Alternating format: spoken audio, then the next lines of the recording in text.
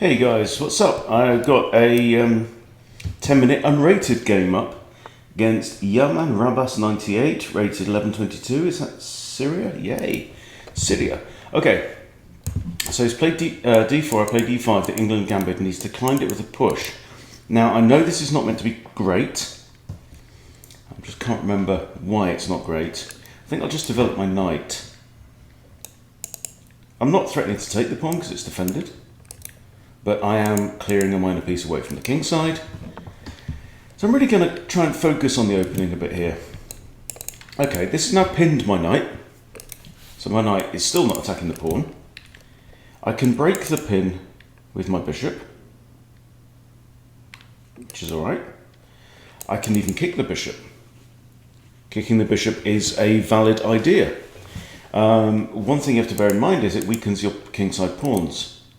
So it makes kingside castling maybe less attractive. I'm going to do this. Let's do the bishop kick. Now, what you have to be ready for in your mind is if the bishop retreats one square, what are we going to do? Are we going to do the double kick, which is really quite weakening, and it would force the bishop back to this square where it is looking at our pawn, which is undefended. So I'm not going to do that. I'm going to develop my bishop here, and the reason I'm doing that is because I want to push my d-pawn. Now I can only push my d-pawn one square because it can't go to here, and if my bishop was still back here on f8, that would make life a bit harder. So here I'm definitely going to capture with my queen, and the reason is I'm looking at f2, supported by my bishop, and he's missed it, and that actually is the blunder. Okay, so bizarrely with this pawn back here, I could capture here and he has an escape square, but now that's wasn't possible. So let's see if he wants a rematch on that. So not really much to talk about in the opening there. Okay, LTS NRUP. Let's see if you want a game, rated 1161. Brilliant, so there's actually exactly 400 points difference here. So we're playing e4 or e5, normal king's pawn opening. And we have an Italian. So against the Italian, I'm playing the Russo Gambit. f5. If pawn takes, we push and hit the knight. d3, d4 also. Playable. Considering I get this a lot, I haven't really revised even my... Oof. Now, what's going on here? So if I take the pawn, he's got queen takes. I don't think I want to bring my knight in there because he's got takes, and that messes up my pawns. I could play knight b4, then attacking c2 with a potential fork. But the premature queen e2, I don't know if I've ever come across. If I do this, the next question is, does he have a good defense? Well, maybe he could drop his bishop back here or here and defend the pawn. If he drops it back there, I could even take the bishop, is a thought. If he drops the bishop back here, he's defending the pawn. What have I gained? All I've gained is moving his bishop from an undefended square to a defended one. So right now, I don't see any particular value in that. So I'm going to develop my bishop to this square. He does have this pawn capture option, yeah. But after that, I have this now. He takes there with a knight. He's not okay. So he's retreated the bishop. Now I can push e4. That looks like the most natural option. I can also capture the pawn here. The problem is that this pawn is attacked twice and defended only once. So I think the push there is good. Always got to be careful about queen h5 check. Don't have to worry about that right now. At some point I'm going to play knight f6. At some point I'm going to recapture that pawn. Knight can't go there or there because of my knight. Okay, so now knight f6 because this line is open after the knight retreats. I'm a pawn down, but look what I've got in return for my pawn. 3 minor pieces out in the board compared to 1 minor and a queen. Plus, I'm ready to castle. Now I could actually castle now. If pawn takes, I can play rook e8, and then that pawn is pinned. I can't take. This pawn is pinned right now. I could simply capture with the bishop, but that's also a good move. I do need to be careful about this bishop here looking at g8. I think let's take the pawn, because I may even decide to go long. So I'm going to leave my options open there. See how much I've got out on the board already. 2 nice central pawns and all 4 minor pieces. My opponent has very little indeed. Now if I take the bishop here, he's got this. Whatever I do now, no, he can't then take, because I can then take the checking piece with my knight. I kind of like this move, like the idea of this, really pushing forward.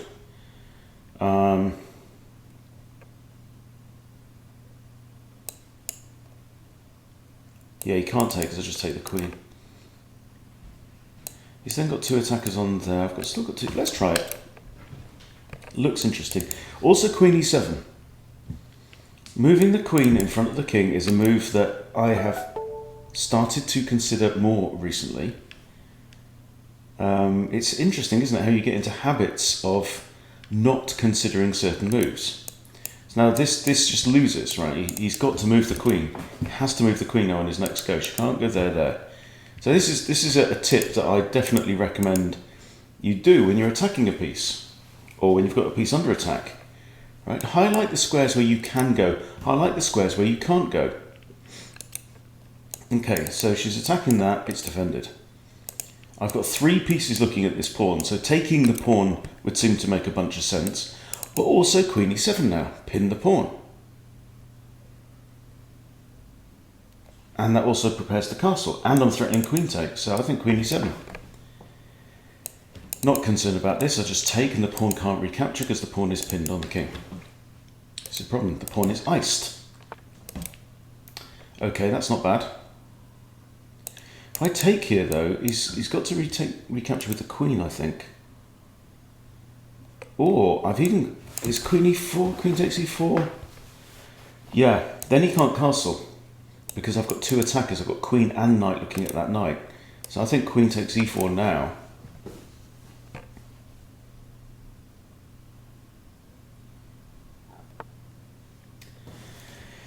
Interesting. Now, I do actually have an equal trade here. I can take, bring the king out into the open. I have a check here. Oh, and if he pushes g3, I've got knight takes f3 with a royal fork. So let's think about that. There, pushes.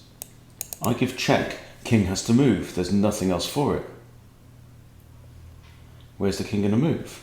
Let's say king goes here. Okay, so my knight's there. I can take the queen. Have to be options there. I just can't. See, I need to practice visualizing. So queen is here. Pushes the pawn. I take there. King has to move. Let's say he goes to d1. I take queen. Let's say he takes queen. Now he's lost castling rights, and I'm about to do this, so I'm gonna go for it. I can't see that much further. Now he's in check, and there's only 3 things he can do. He can block with the knight, he can block with the pawn, or he can move the king. Okay, he has moved the king.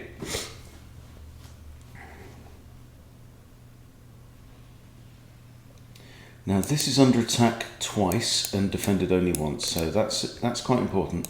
If I take and queen takes, then I'm in check. What I'd like to do is castle long, get my rook straight onto that file. Oh no, I'm defending the knight twice, look. I am defending the knight twice. See how it pays to slow down?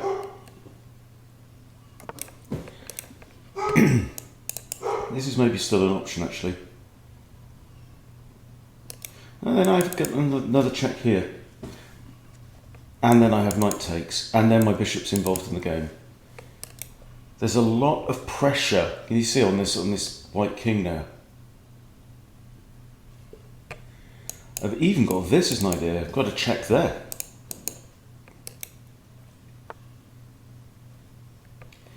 So, okay. Interesting. Very interesting. Okay, so let's go through it. We've got 4 minutes 40, heaps of time. Check there, can't be blocked, right? So he's in check, he either has to go here, here, or here. Here or here, he's in trouble because I take like the bishop with a discovered check by my bishop and then I win his queen. Okay, he's resigned straight away. If he goes here, then I have a royal fork. Okay. All right, we're going to say good game there. But let's start at the beginning. And this is a really, really useful exercise, okay? Why did black win? We're going to start at the... Well, start where we always start, at the very beginning. Okay? All normal, right? Bishop out. Perfectly good. Absolutely perfectly good play here from white. The only slightly more forceful approach could be to play the Spanish rather than the Italian. Issue with the Spanish is you're threatening this knight, that's the only defender of that is under attack, right? But the Italian's perfectly good. Now I throw a spanner into the works with pawn to f5. My opponent doesn't really know what to do, but this looks principled, right? He's developing a queen. So now look, he's got boing, boing, boing against boing. So he's got 3 pieces now developed. He's also ready to castle. This is looking good for white, right? I develop a piece. Also eyeing up the f-pawn. It's very natural. Good stuff for the bishop. One downside of these bishop moves to the Italian square rather than to the Spanish square, right? Yeah, they are undefended. So sometimes you can end up dropping them back here. But, I mean, likewise, if he was to play it to here, it's also undefended. So now he takes the pawn. And you can argue that this is actually a waste of a move, right? Don't go after pawns at the expense of development is a generally useful rule, right? Now, I then get to play pawn d7 to d5. And the good thing about this is it comes with tempo. So this is where I start to steal time from my opponent, right? I'm stealing his lunch money. So now he can't take here because the pawn's defended. And this is a very, very common move in the Rousseau that you want to get in, right? Very often the bishop will drop back to b3. This is maybe slightly more challenging. b3 is very common. Okay, now, oops.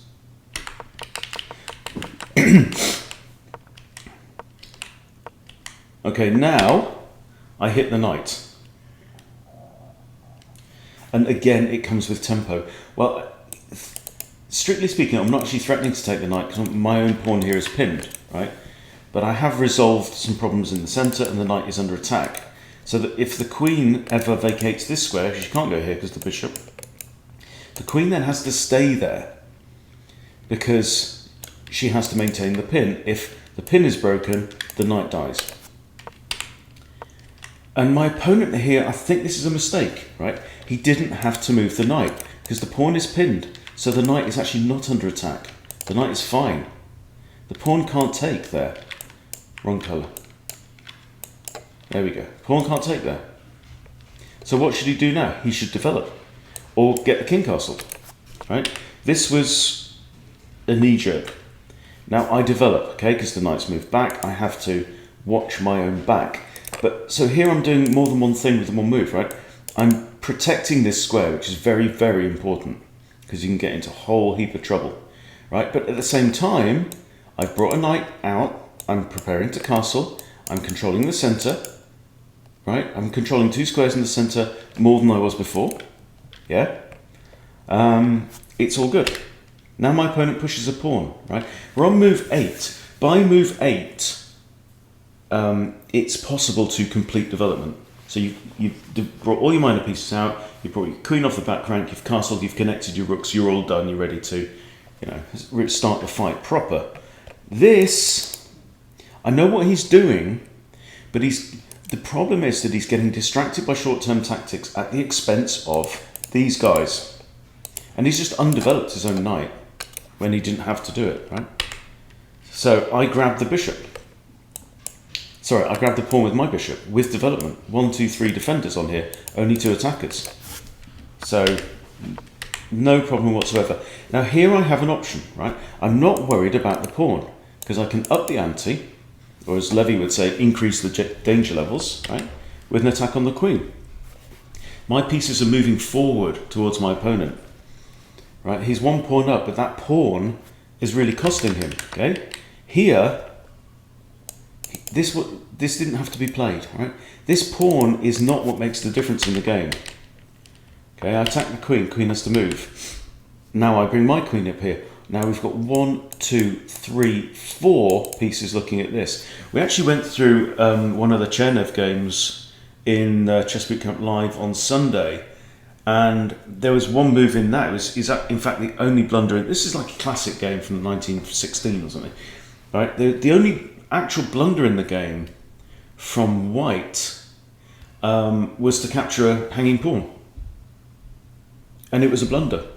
And it was a blunder because of the opportunity cost of that move.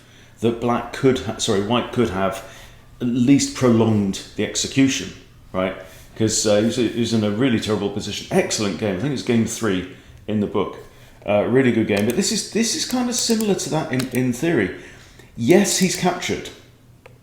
And in fact, there was another move in that game as well, where Black advanced the pawn.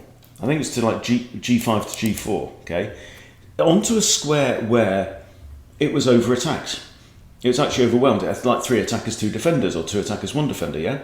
So, and White captured the pawn. But the point is that as soon as White captured the pawn, the piece that he captured with was then immediately overwhelmed as well. So you just got to think one step beyond. And this is the same situation, right? So what he's done here is he's grabbed a pawn,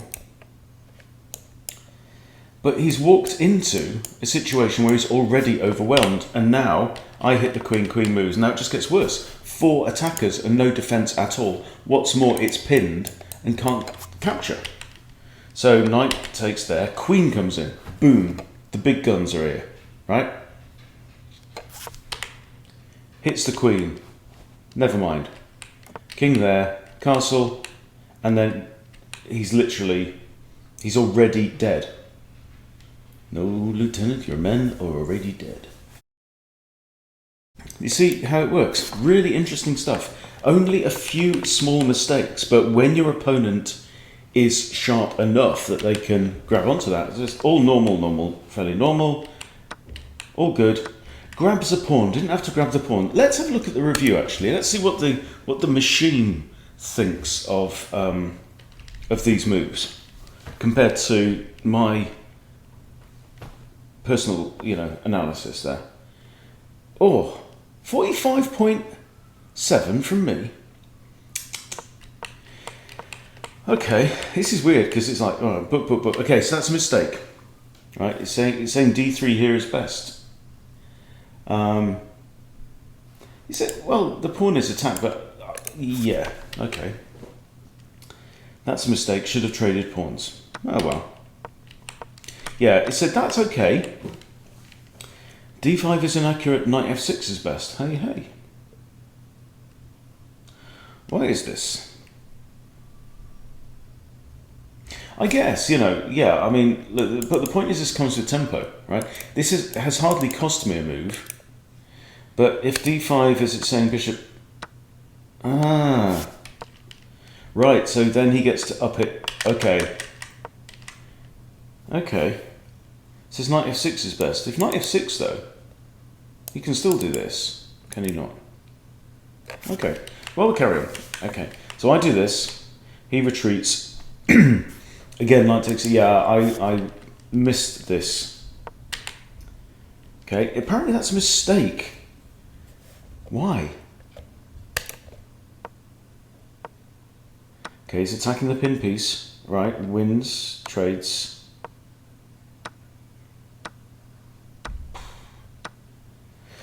Well, that's fish logic. Doesn't make any sense to me. Okay, so that's a mistake apparently. Should have blocked with a knight. See, for me against a sharper opponent, they might have picked up on some of these subtleties. It doesn't like... Hang on, where are we? Let's go back to here. E4 is a mistake. That's a blunder. Should have played d3 and attacked the pinned piece, like we say. So there you go, blunder. And already it's down to -4 practically in black's favour. Right? He's made a move that he simply didn't have to make. Because the pawn was pinned, he could have simply attacked the pinned piece and released this bishop and carried on. So what he's done here is he's undeveloped when he could have actually made a pawn move that promoted development. Now the bishop out, okay. Great move. Okay. He doesn't like that as well. Knight to d4 was best. Yeah, knight to d4 is a very common move here when the queen's in front of the king. Yeah, because you're hitting the queen, for example. Then you've got, say like I do this, queen moves there. You've got many types of unpleasantness that can go on. I think maybe even queen here. Yeah, queen e7 is what it's suggesting. And then what you're doing is you're threatening to take here with a discovered check and stuff like that. Okay, so that's a blunder. Great move. That's okay. Hated that. Well, I don't care. That's a mistake. And knight d4 is best, right? Really important to get into your discipline. This idea that they've just taken me, therefore the next move has to be a recapture. Well, does it? Does it have to be a recapture, or can you counterattack? Right? Can you do something worse than that? Okay. Queen moves inaccurate. Should have taken the bishop and given up the queen. Wow. That's good. Knight takes e4 is best. Oh, that's interesting. Yeah, I didn't even consider that one. Immediate knight e4, but this is fine as well. It's less than a pawn difference, so you can ignore those ones. That's okay. That's inaccurate. Wow. I'm still winning. F3. That's a mistake. King to d1 and then long castles. But there you go. I think, the point is, I think the key moves, from my opponent's point of view, they had the one blunder, well, two blunders, right? First one is retreating the knight when they didn't have to. And, it looks like an innocuous move, but they gave up so much ground. So much ground with that move. It's very interesting stuff. So, yeah, I hope that's useful for you guys. Interesting game. I still need to polish on my, my Rousseau theory a bit, I know, but I'm still very much enjoying the game. You do get these interesting games like this, so all good. So thanks everyone for watching. Appreciate it, and see you soon.